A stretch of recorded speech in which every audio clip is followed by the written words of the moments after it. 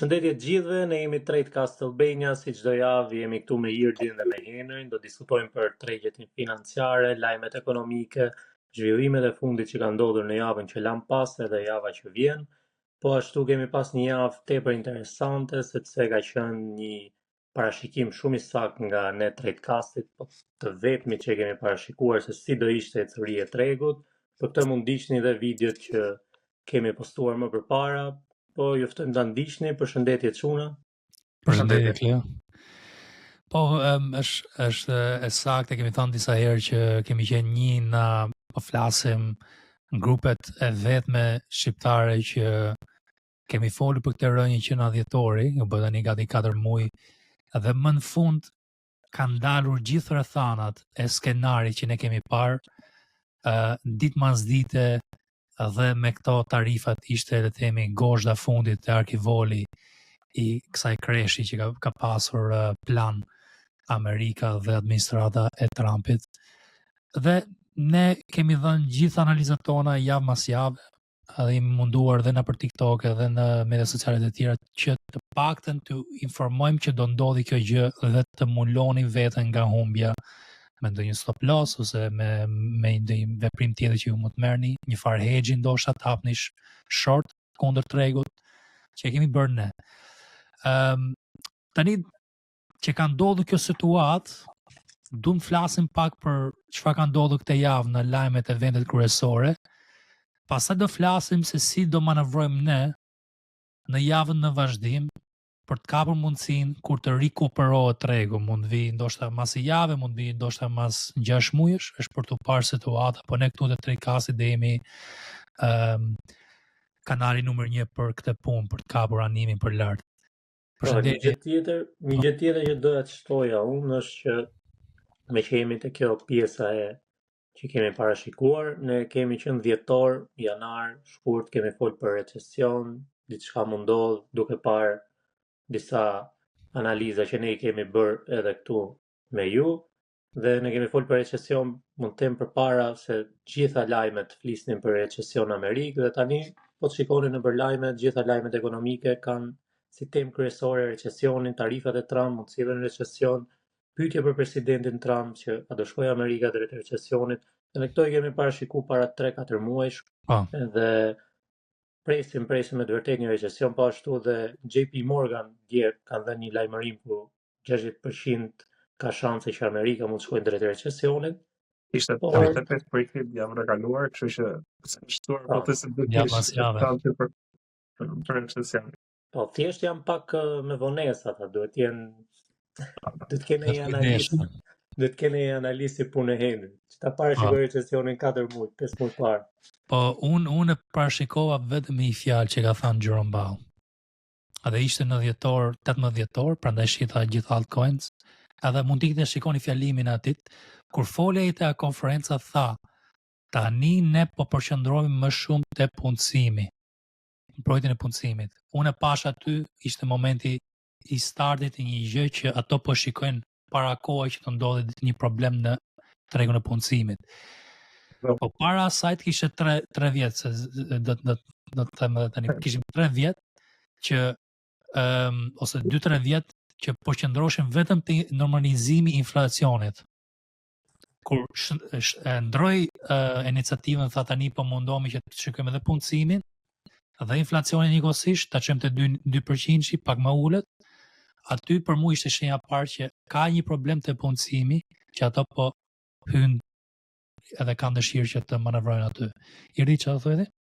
Jo, do thoshe që datët e punësimit u verifikuar edhe këtë javë, domethënë, që kishim që të hënën të martën, që doni punësimi kishte rënë, vendet e reja të punës, edhe të premte gjithashtu që kishte rritur papunësia. Kështu që janë 2 faktorë që koekzistojnë me njëra tjetrën, domethënë që tregojnë për një rënje të ekonomisë amerikane.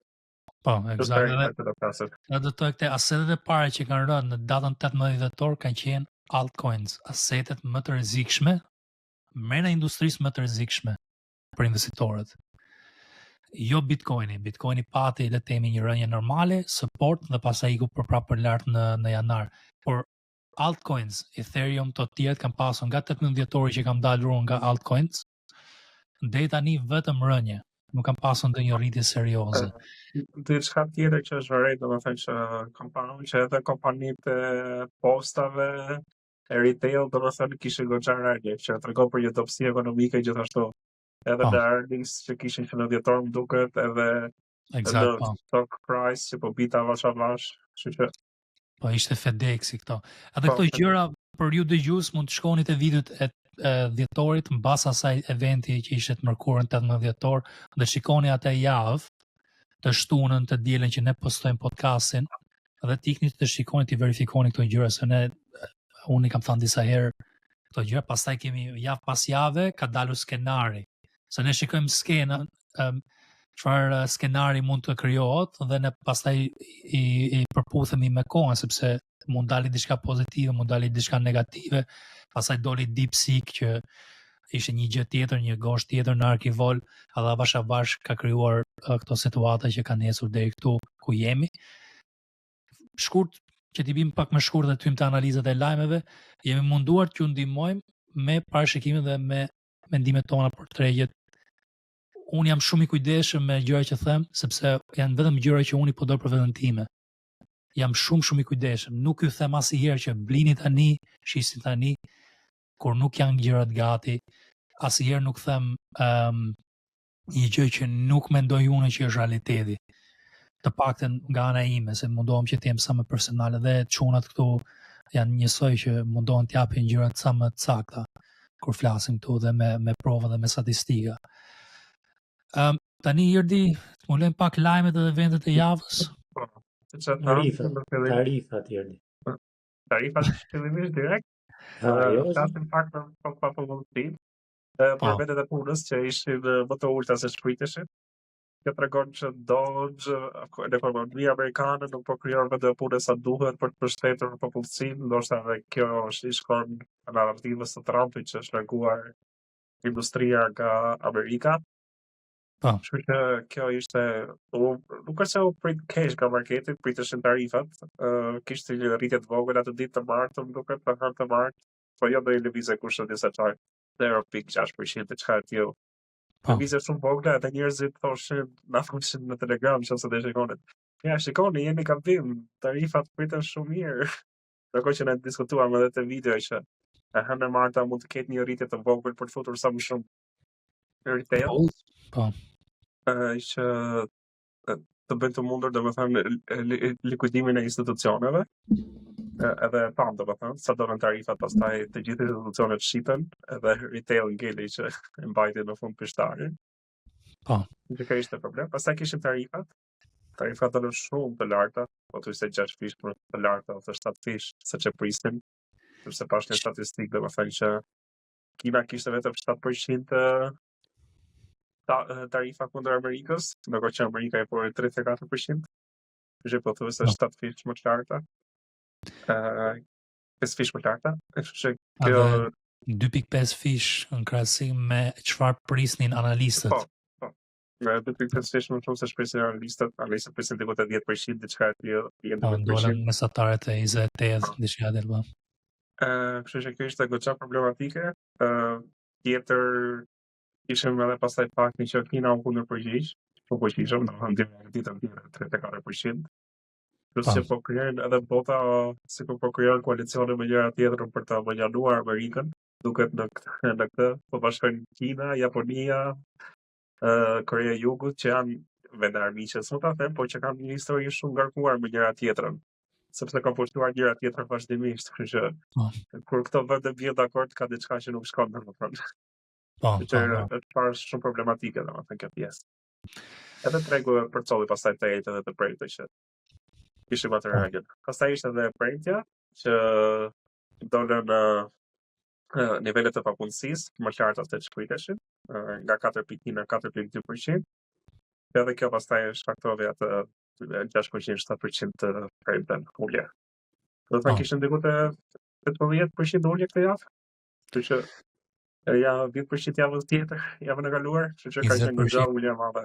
Po hym te ai territori një recesioni, sepse recesioni është 20 deri te 40% që parashikohet.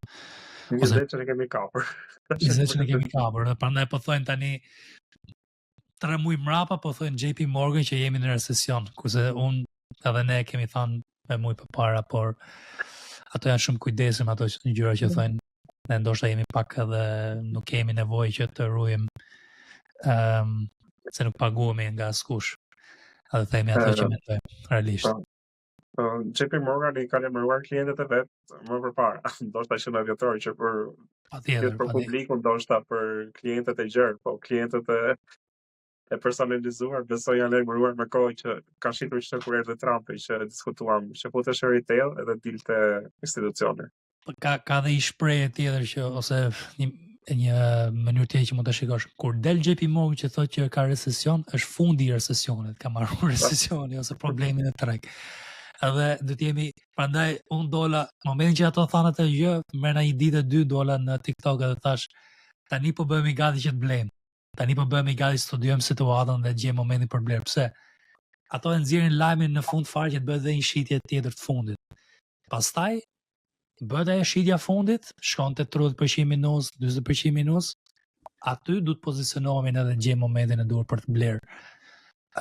Dhe kjo do jetë gjë që ne do mundohemi të ndajmë këtu te podcasti, por edhe te Telegrami jon për antarët atje që është falas.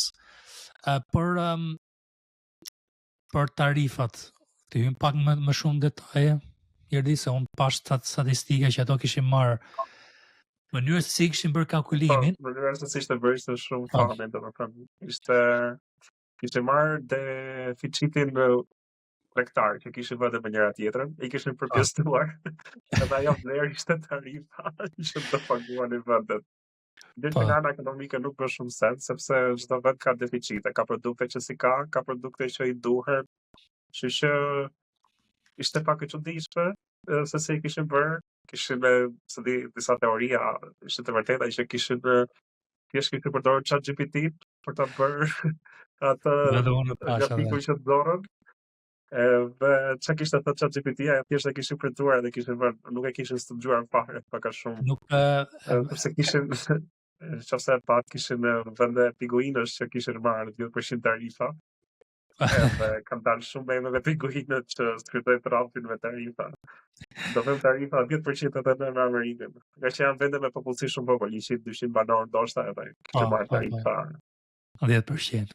10%. Edhe nuk më çudit fakti që dikush te zyra e shtëpisë bardh ka hyrë te ChatGPT se tani janë bërë njerëzit shumë dembela për punën që bëjnë. Edhe e ka shtypur, i ka pyetur ChatGPT-n si mund ta bëjmë këtë gjë dhe pastaj i ka dhënë Trumpit, ja, baje 34% për Kinën, baje kështu dhe marrë mohabeti. Nuk më çudit fare në këto kohë që jemi tani që të gjithë përtojnë që të bëjmë punën e vet në mënyrën më profesionale. Gjëja më e frikshme për mua është që Kina mori 34% tarifa kundër Amerikës. Kjo është shumë problematike domethënë, sepse tregon që nëse Kina i dal kundër, mund të dalë kundër Rusia, mund të dalë kundër shumë vende domethënë që ata afërta me Kinën. Presin në Europën, ajo do jetë domethënë edhe një gosht tjetër nëse do bëhet Europa, që do vendosë kundër tarifa. Po fakti që Kina është e gatshme domethënë të shkojë në një luftë ekonomike me Amerikën, tregon shumë domethënë që Kina është goxha ekonomia fuqishme dhe që mund ta përballojë një luftë. Edhe plus se kemi edhe tweetet ato ruse të Trumpit. Që ka domethënë që Kina bëri gabim që bëri këtë gjë kundër nesh, pavarësisht se ata e bën parë domethënë, që i ka dalë kundër edhe Kinës. Po dihet një konflikt është. Kina duhet është një në shtetet më të mëdha që i ka borxh Amerika, borxh shtetor Amerika. Nuk e ka shumë problem. Pastaj Kina është hapur shumë në gjithë globin, në Afrikë me metalet e çmura që përdoren për teknologji, dominon atë industri. Dhe tani ka edhe investime kudo, dhe këtu në Londër është një nga shtetet më të mëdha ose kompanitë atyre janë kompanitë më të mëdha që investojnë në prona, në ndërtimin këtu në Londër dhe në Angli. Unë kur kam ble hyrje në Birmingham, kishte një ekip që ishte kinez dhe një ekip që ishte anglisht. Kinezët dishin që do investoshin në Birmingham dhe ekipi anglisht, unë po flisja me të dy ekipet, se ca flisin edhe kineshin edhe anglishin. Edhe kjo ka shenjë që kinezët janë shumë të fuqishëm. Këto vete dhe Greqim duket pas krizës, Kina blepi shumë prona në Greqi, nga që kemi njerëzit të anë abet, dhe më si gjithë shqiptare. Edhe më thoshe, dhe më thënë gjithmonë që na i blej shpi shumë kinez, kanë investitor kinez, pa fund, kështu që edhe kjo, dhe më thënë, e kanë si strategjit e tyre. Edhe në Amerikë, ma dhe kanë blerë shumë toka bujësore, që është bërë problem, dhe më thënë, edhe i pasaj japin beqerar Amerikanëve. Ose dhe bondet. Dhe më thënë Kina është me fituar nga gjitha anët, sepse blim borgjën Amerikës, me atë 5% edhe ndërtojnë vetën e vetë. Po, exakt. Edhe nuk besoj që do ketë probleme, pasaj kemi dhe shtetet the Middle East, çfarë shqip Middle East, lindja mesme. Dhe ato po një gjë kanë bërë në Amerikë këto manovra që kanë blerë asete dhe këtu në shtetet europiane dhe i shfrytëzojnë, marrin qerat, marrin fitimet aty. Në Amerikë duket në Chicago, se pash një statistikë, se po e lidhem pak, po e pipim pak si gjatë këtu, po që këto shtete kanë tani fuqi. Në Chicago, në Dubai, kishe marrë gjithë pagesa që bën për parkimin në qytetin e Chicagos. Merr $100 milion duket dollar për 80 vjet. E ka bler për $1 bilion. I bie që do marrë diku të 1% fitim për 80 vjet. I bie që një shtet tjetër atë vetëm do rriten çmimet e parkimeve në qytete. Këto investime, këto kompanitë kanë bërë ose organizatat e shteteve kanë bërë investime në shtetet e tjera për shfrytzuar shtetet europiane dhe shtetet si Amerika dhe Kina tani është një pozicion të fuqishëm, Arabia Saudite, shtetet e tjera si Dubai, Abu Dhabi, këto tjerët. Për Kinën, gjë tjetër që do të thoja është që kemi dhe tani luftën që të bëhet me AI. Aty do ngeli se si kush do dominoj si ekonomi. Do dominoj... Jo, për AI do thosha që përdet Amerika për bëjë gjithë të luftë, do më thënë, të bëjë teknologjinë e AI në kufit e saj, përdet ka investuar shumë në Taiwan, ose të kërkoj që Taiwani do shtë më përshtonë të ardhme, kërkoj që të gjithë industrinë e mikroqipave të zhvilluar në Amerikë, mos ketë probleme në support line, do më thënë, kur të ndodhin një përtimi të mundshëm ose në një aneksimi në Taiwanit, që që mendohen nga specialistët. Po. Se më futën në luftë direkte me Kinën për ishullin e Taiwanit. Po. Që ta heqin atë si problem, po mundohen që të sjellin industrinë tani në Amerikë. Dhe besoj që e mulum të pjesë që Trumpi, së më mend tani Trumpi po mundohet që me këto tarifat të marrë borxh me çmime të lira nga banka qendrore, paguaj shlyj borxhet e shtetit. Sepse po ulën dhe bondi 10 vjeçar. Dhe bondet po ulën intereset. Po është për të parë situata si do na heci. E vetëm gjë që do të thoya këtu është që javën e kaluar thash që vetëm gjë që shpëtonte tregun është që të dilin diçka pozitive nga Trumpi, atë të bënte industri me industri, jo reciproke. Jo vetëm që ka bërë reciproke ai tarifat, por e ka bërë dhe le të themi jashtë normës, bërë më të larta, atë që tha Irdi që ka bërë gati 2.5 herë më shumë se sa parashikoshe mesatarja e tarifave që ishte diku te 10%, 11%, ka dalë mesatarja te 28%. Kjo e bën që tregun ka shfriksuar shumë dhe ka shitur. Tani s'di çfarë them më shumë në gjatë tjetër për shtu këtu të tarifat, Irdi? Të tarifat të thosha me këtë që Amerika, ose me ideja Trumpit, është ne me ekonomia më e madhe në botë, nëse vegjit po të kundër, bota është më e madhe se ty. Që ato thjesht mund të trajtojnë me njëra tjetrën, Europa me Kinën, me Kanadan, me Meksikën, edhe ta na shkalohet Amerika komplet, ndoshta këtë frikan edhe investitorët. Edhe fakti që Kina ishte e gatshme domethënë të prishë marrëdhëniet me Amerikën sepse thotë kam pjesën tjetër të botës për të bërë tregti, sepse pash diçka domethënë që diku te 3% e gjithë e ekonomisë kineze shkonte për eksportin në Amerikë. Po. Që ka bërë marrëdhënie me vendet e Azisë, me Rusinë, me Iranin, me Indinë. Kështu që bota është një vend shumë i madh, nuk është vetëm Amerika. Edhe kjo më të duket është frika më e madhe e investitorëve. Dhe si popullsi Azia, India janë popullsi më të madhe dhe janë shtete në zhvillim që tani po konsumojnë më shumë. Diku ishte Amerika dhe Europa që ishin shtetet më zhvilluar me konsum më të madh, me kërkoshin shërbime, produkte. Tani me zhvillimin e Azisë, me zhvillimin e Indisë, me zhvillimin e Afrikës, se shumë shtete afrikane tani janë zhvilluar. Nuk janë më ato shtete që shikoshin përpara 20 vjetëve që s'kishin bukë me hang fëmit, ose s'kishin ujë, akses ujë edhe drita. Janë shtete të zhvilluara dhe shumë thënë edhe mush shoqëria ime që janë nga shtete të tjera, si Azia, si këto afrikanët, dhe është një botë tani që ato shtete është ku është rritja më e madhe dhe interesi më i madh i Kinës se sa Amerika. Amerika është i zhvilluar dhe amerikanët gjithmonë do kenë nevojë për teknologji dhe për ca produkte të kineze. Është për të parë. Edhe pastaj impakti i tarifave, se e thamë edhe javën e kaluar, impakti i tarifave si pozitiv, si negativ do ndjehet mas disa muajsh ose disa vitësh. Që të marrë një mund të kemi ato shenjat e para, janë të mira apo janë të mira tarifat. Po. Që të marrë një kompani si Hyundai ose Toyota të shndrojë gjithë prodhimin ta bëjnë në Amerikë, do vite dhe do investim, do kohë që të ndërtohet fabrika, të punësoj njerëzit, të trajnoj njerëzit, shumë faktorë të tjerë që të bëhet ajo punë. Këto industri që thot Trumpi mund të përfitojnë ndoshta mas 3 vjetësh, mas 2 vjetësh. Edhe kështu që mund të jemi një moment shumë vështirë në treg për një periudhë të gjatë, por është për të parë. Unë mendoj që mund të jetë diku te 6 deri në 9 muaj kjo faza e rënjes ose faza e konsolidimit me probleme, me volatilitet.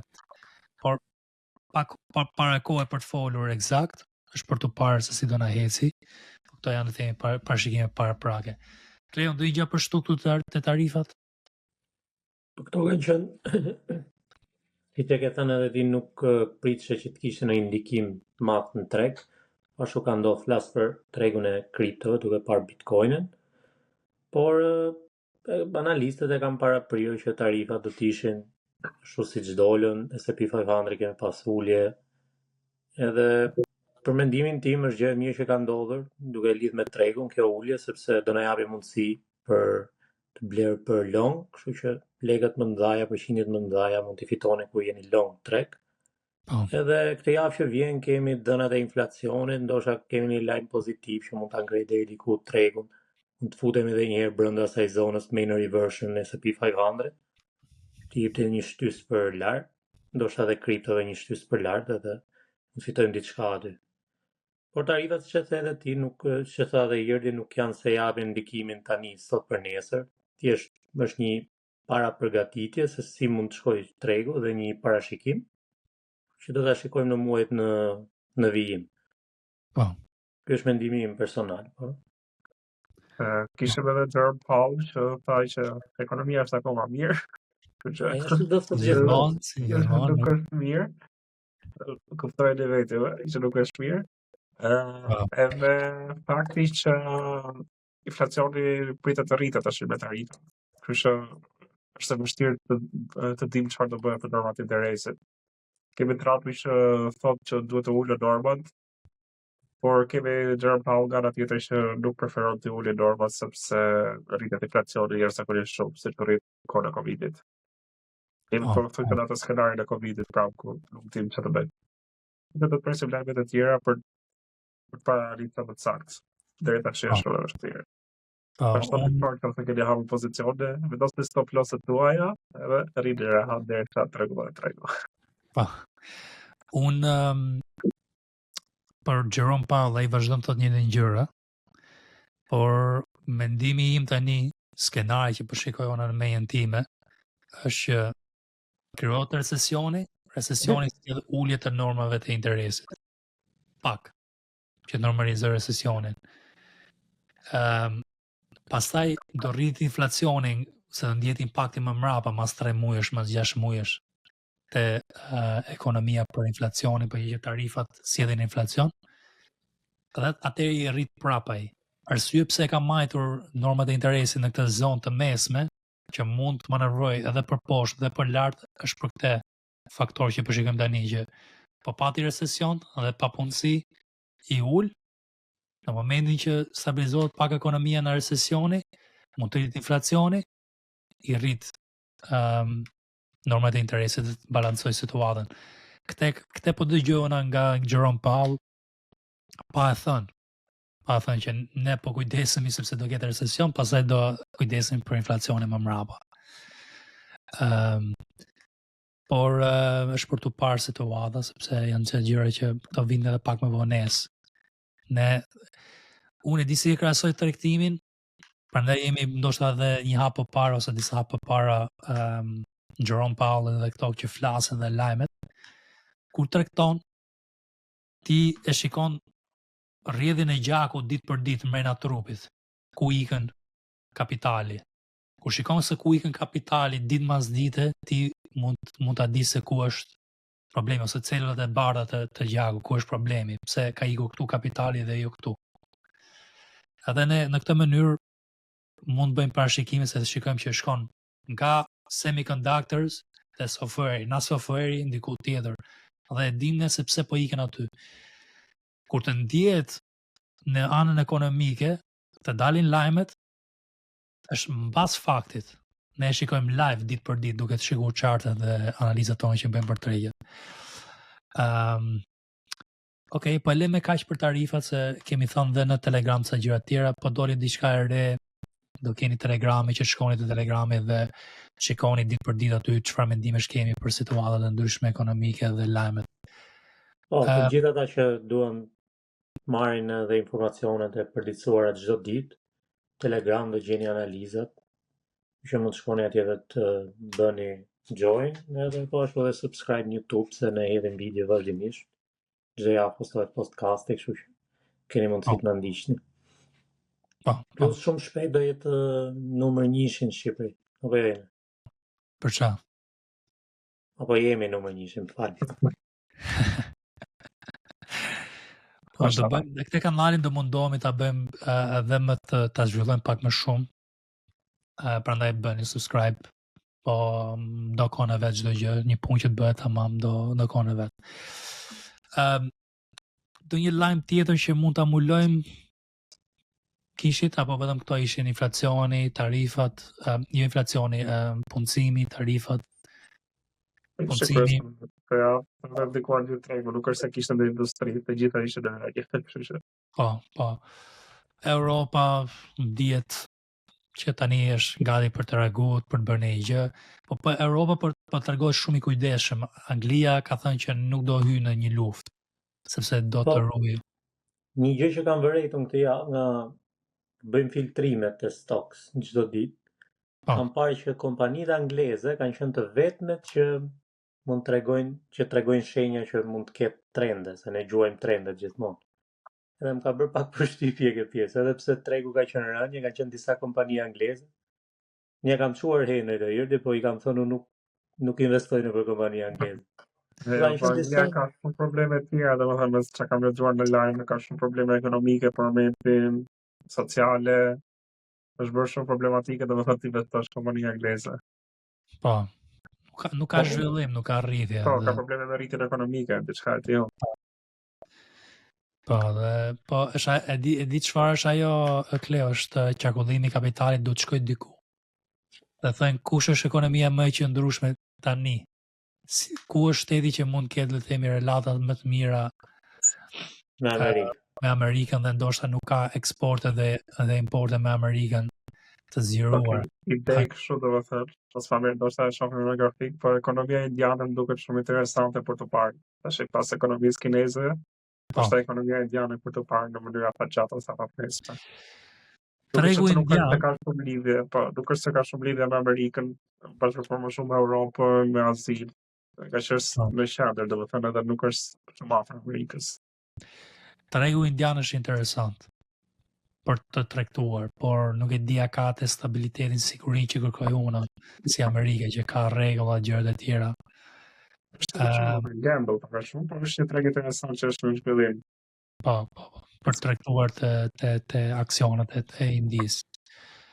Ndoshta bëjmë një filtrim tjetër gjatë këto javë, Kleo, për këto shtetet në zhvillim, që edhe Brazili është i nënvlerësuar dhe Korea është e nënvlerësuar, si le të themi si indeks edhe si shtet, tregjet edhe aksionet e këtyre shteteve, dhe ke dhe Argentinën, që Argentina tani po krijon po përmirëson gjendjen ekonomike këto muaj. Dhe që ku ka hyrë ai Milei. Ka shtetet që janë në zhvillim dhe mund të ketë një rritje këto vite tani me rënien ndoshta të Amerikës. Dollarit do bëhet sens të thënë, sepse mund të investosh me dollar, shumë që i bie, kur $30 kur stabilizohet ndoshta mos të rritet. Fiton edhe në vlerë kapitale me dollarin, plus edhe nga rritja e aksioneve që mund të ketë këto merger stocks. Merger regions. Unë kam humbur diku te 1%, 1.5% e dollari. Duket me poundin. Se di mirë se e pash te akanti. Se varion ajo se është forex. Por duke marrë dollarin dhe mos i konvertoj te pound, dhe kur të më duan që ti konvertoj kam humbur diku. Aty janë gjëra që pjesë e tregtimit dhe kjo, kur ke nevojë që ti mbash në dollar. Okej, u po mendoj ta lej me kaq për lajmet dhe eventet kryesore të javës kaluar. Javën tjetër e përmendi pak Kleo që kemi shifrat për inflacionin që të dalin në datën 10 prill të njëjtën. Kemi dhe të mërkurën FOMC minutes, që janë minutat, raporti i vendimit të Bankës Qendrore për normat e interesit për muajin e kaluar. Edhe është për të parë ato në detaj se çfarë kanë thënë dhe çfarë parashikojnë, sepse tregu është përgatitur që do ketë një ulje të normave të interesit në qershor, por me këto situata që po ndodhen tani, ndoshta nuk e ka fare uljen dhe mund të ketë ndoshta edhe rritje për të parë. Po pati një rritje, dije që tregu do shkatërrohet komplet sepse del edhe faktori i një ulje që mund të jetë diçka pozitive. Keni shumë kujdes. Java tjera mund të çojë në 4000 S&P, kështu që po ëndër do ishte për mua se unë do akumuloj afat gjatë. Jo vetëm po diskutuam kur diskutuam të njëjtën që thash, do shpej 5000 të premten. Ajo vajte me vërtet 5000, unë thash ti shaka kështu po. Unë kisha 5100 si zonë, thash nuk shkon më shumë se sa aq. 5100 është normale. Era kjo komplet strukturën. Po. 5400, 5100 kisha i thyer të dyja me 2 ditë. Do të bën një testim te 4500, 4700. Kjo zonë. Suporti fundit e kanë mirë sa që ta ku që të administrata e parë Trumpin duhet. Ka për të kohë që nuk është ato nivele. Po. Por këto lajmet e FOMC të mërkurën që të dalin minutat raporti i Bankës Qendrore për normat e interesit, unë do mundohem ta bëj një live në TikTok dhe një live në YouTube që ti diskutojmë në detaje këto, pse si kanë dalë, kur të dalin, në momentin që të dalin, analizë drejt për drejt me ju. Ka filluar që të bëhet këto live-et me idenë që t'ju ndihmojmë në momentet kur duhet ju të merrni informacionet jo mbas, si puna podcast që bëjmë analizat mbas dhe pastaj shikojmë edhe ndonjë gjë tjetër, impaktin e kësaj jave. Mund të ketë pak vonesë. Prandaj na bëni subscribe dhe bëni pjesë të Telegramit që ta dini kohën që unë do dal për të bërë TikTok live ose YouTube live.